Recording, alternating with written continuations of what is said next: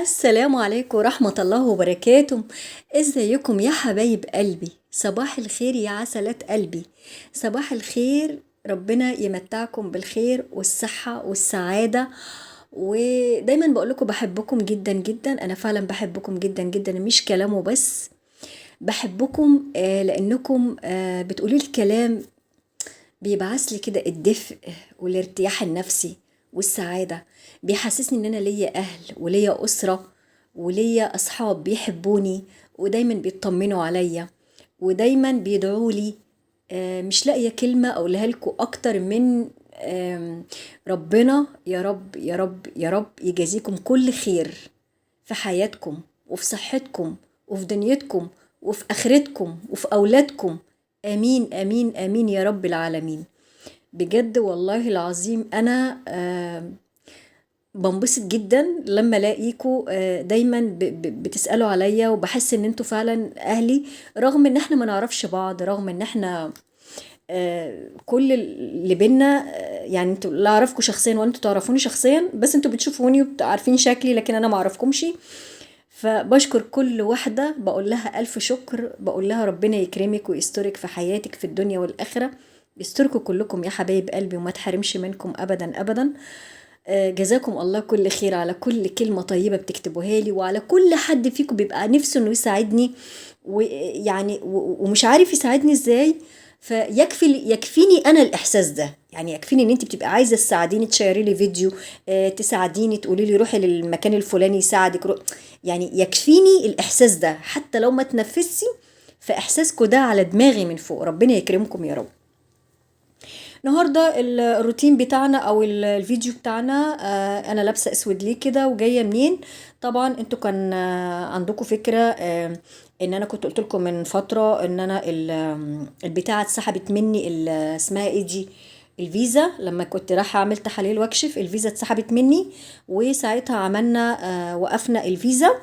فطبعا استأذنت من المدام، وجنب جنب الشغل فيه بنك قريب. فروحت بحس ان انا ياخدوا يعني البيانات وكده ويطلعوا لي بدل فائد. وفعلا رحت عملت اللازم، وقالوا لي بعد 10 ايام تعالي استلميها. تمام، هو جنب الشغل تقريبا يعني. المهم الفيديو النهارده ايه الشغل بتاعنا، هنضف الادراج بتاعه الشاي والسكر، الدنيا متشقلبه كلها، صب من الدرج وروقه. والدرج اللي تحتيه بتاع علب التلاجة برضو، بتاع المطبخ هروقه واعمله. وطبعا في شويه غسيل مواعين، طبعا هغسل شويه منهم او هغسلهم كلهم. وعندي كمان الغساله، دايما مدام تقول لي يا نصره بلاش تغسلي على ايديكي عشان انتي تعبانه، اغسلي على. عايزه اقول لكم والله العظيم الغساله مليانه، وهطلعها ان شاء الله باذن الله. يا رب يكون انا عملت المقطع ده في الفيديو عشان اوريه لكم ان انا فعلا الغسالة بتاعت المواعين مليانة مواعين. وايه تاني وايه تاني وبس، بتهالي هو كده يعني. تمام. الناس اللي هم حبايب قلبي اللي سألوني وقالوا لي يا نصر الفيديو على طول قطع كده وانت كملي القصة، يا جماعة ده واقع، مش قصة، ده واقع. عايزة اقول لكم مش اي حد بيضحك في وشكم، واي حد ممكن تاكلوا عيش وملح معاه ويبقى هو اهو الغسالة مليانة اهو. مش اي حد يعني مش شرط ان حد يضحك في وشك وبيحبك او عايزه اقول لكم ان انا اتخانقت مع ام ادم بسبب الموضوع ده. اتخانقت خناقه، يعني بنتي كده بجحت في وشي وقالت لي ايه بقى، اتهمتني بان انا موسوسه، واتهمتني بان انا انتي بتخوفيني من العالم، انت عايزاني اعيش في عزله. بس لا والله ابدا مش ده حقيقي. آه ايه هو بقى السبب اللي انا اتخانقت فيه مع بنتي؟ بنتي يا جماعة اول ما اتجوزت، اما كنت بروح عندها، مش هقول تفاصيل يعني، حاجات بسيطة كده، ان انا مثلا ممكن اشوف واحدة عندها من الجيران او بتكلمها، فمجرد ما اشوفها بس بتكلمها واسالها هو في ايه يا وفاء، تقول لي مثلا، اقول لها يا وفاء بعيدة عن الست دي، او بعيدة عن البنت دي، او دي ما تتعامليش مع دي. تقول لي طيب في الاخر اتخانقت معايا، قالت لي ماما انت عايزاني اعيش في عزله؟ ماما انا عايشه في وسط الناس، لازم اتعامل مع الناس. بنقول والنبي وصى على سبع جار عليه افضل الصلاه والسلام، ماشي. لكن عايزه اقول لكم بتحصل مشاكل من الخلطه، بمعنى ايه؟ انا الكلام ده والله العظيم بقوله، بوصي البنات اللي لسه مقبلين على الزواج، البنات اللي متجوزين حديث الجواز، اي ست بيت بتعزل من مكان لمكان، اي ده لازم تاخدوا بالكم يا جماعة، ما تختلطوش قوي بالجيران اللي حواليكم، لانك انتي حياتك غير حياتهم وظروفك غير ظروفهم. الناس بتبص، الناس ليها الظاهر، انت بتاكلي ايه، بتلبسي ايه، جوزك بيحبك بتحبيه، في مشاكل، في مفيش، في الناس بتتدخل في حياة الناس بطريقة غريبة جدا. والعين، العين دايما كل حاجة حلوة عندك الناس بتبقى نفسها بتتمنى انها تبقى عندها هي.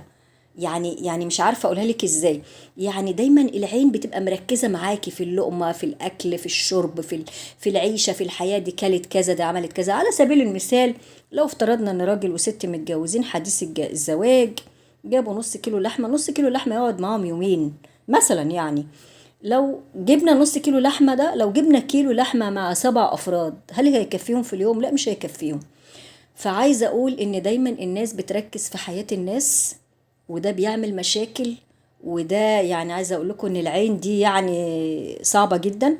وعايزة أقول لكم كمان على الست، القصة اللي أنا ما كملتهاش، الراجل اللي هو كان من الفيديو اللي فات ده، آخر فيديو فات، الراجل ده اللي هم الجيران دول، انا كنت واكله وشاربه معاهم ومفيش اي حاجه وعادي، بس انا كنت دايما ما برتاحش للست دي.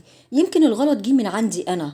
الست دي كانت بتنزل تجيب هدوم مستعمله، فانا يعني كان عمري 22 سنه بقول لها الهدوم دي بتبقى يعني غلط، لان ممكن تلبسها حد مش نظيف بتاع، تعمل عيالك مشاكل بتاع، ده كان كلام عادي.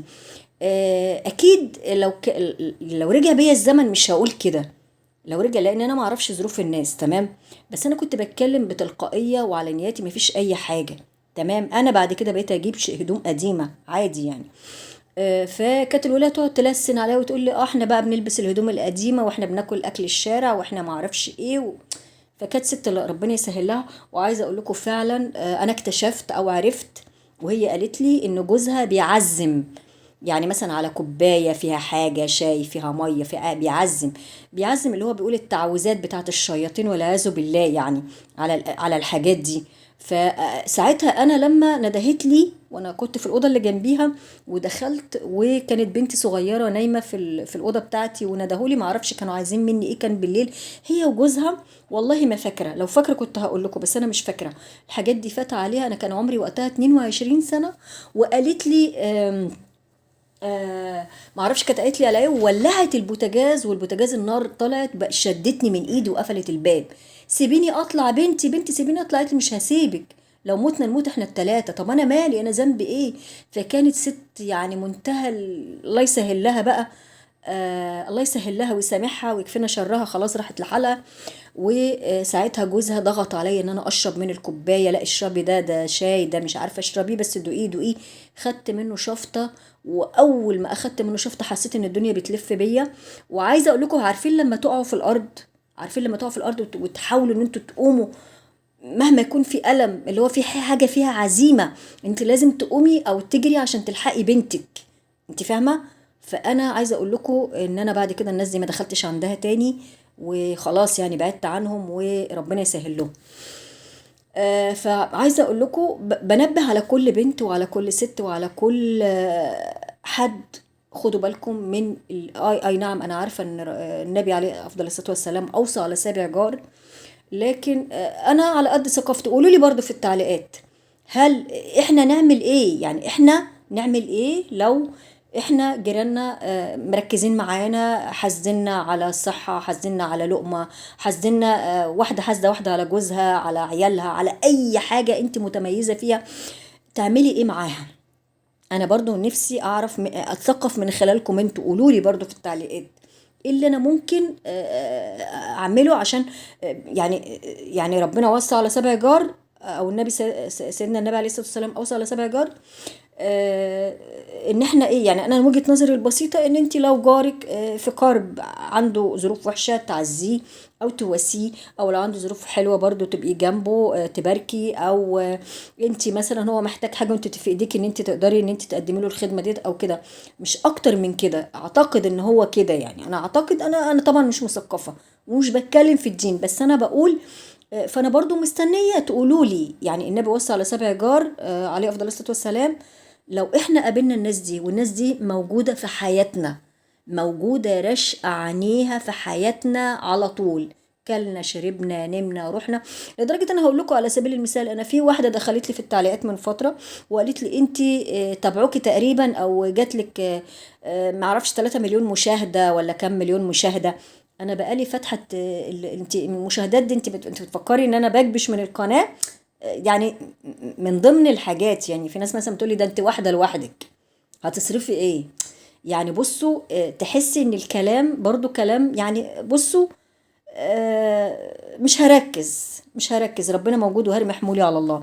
لكن انا حسيت ان انا من واجبي او من وجهة نظري المحدودة البسيطة، ان انا زي ما بوعي ام ادم بنتي، بوعي الناس اللي بتحبني، بوعي اي حد بيشاهد الفيديو، بوعي اي ست بتنقل من مكان لمكان، او بنوتة لسه ده مقبلة على الزواج او حديث الزواج. تخلي بالكو بجد بجد. انا عايزة اقول لكم والله العظيم ده انا شفته بعيني، والله العظيم شفته بعيني. كانت في واحدة، المفاجأة ان الست دي بتصلي ومتحفظة على قرآن ومعلمة عيالها الصلاة، وكانت راشقة حياتها في جارة ليها تقريبا من دور بنتها، تقريبا من دور بنتها. البنت دي كانت متجوزة، يعني هي والشاب اللي اتجوزته ده كانوا بيعشقوا بعض، قصة حب كده زي روميو وجولييت، وخلفوا بنت وربنا هدى سرهم، متجوزين وسعداء. كانت يعني 24 ساعة تقول لها كلتوا ايه، شربتوا ايه، عملتوا ايه. البنت كانت هبلة. انا كان نفسي ان انا اقلع اللي في رجلي واديها بيه من كتر هبلها. تقول لها كلنا كذا شربنا كذا زعلنا، لا هو ما حبش ان انا انام زعلانه، صالحني جاب لي كذا عمل لي كذا. لغايه البت دي والله العظيم بيتها اتخرب، والله العظيم كمان مره بيتها اتخرب، وحياتها بقت جحيم. وجوزها اللي ما كانش بيحمل عليها الهوى الطاير كرهها، وحياتها بقت جحيم من خلال الست دي اللي كانت اصلا محجبة. انا مش بعيب في المحجبين، كانت محجبة وكانت محافظة على قرآن ومعلمة عيالها الصلاة، وكانت راشقة حياتها 24 ساعة في حياة البت دي لحد ما خربت بيتها. وكانت دايما تقول لها ادى الحلق للي بلا ودان، تتكلم عليها ادى الحلق للي بلا ودان. ما ينفعش، احنا مش هنحاسب ربنا نقول له بتدي ولا ما بتديش. ده احنا كلنا ملك ربنا يعني. ده احنا ما ينفعش نقول الكلمة دي الحلقة اللي بلا ودان واحنا هنحاسب ربنا. فيا حبايب قلبي عشان انا بحبكم، وبوعي دايما ام ادم بانها تحافظ على بيتها وعلى عيالها وتطول بالها وتستقر. دايما بقول لكم نفس الكلام، خدوا بالكم من بيوتكم، خدوا بالكم من يا ست الكل يا اللي بتجوزي بنتك. وعي بنتك، ما بنتك ما تقعدش مع جيران تقول لهم كلنا ايه شربنا ايه وعملنا ايه. بكلمكم بجد.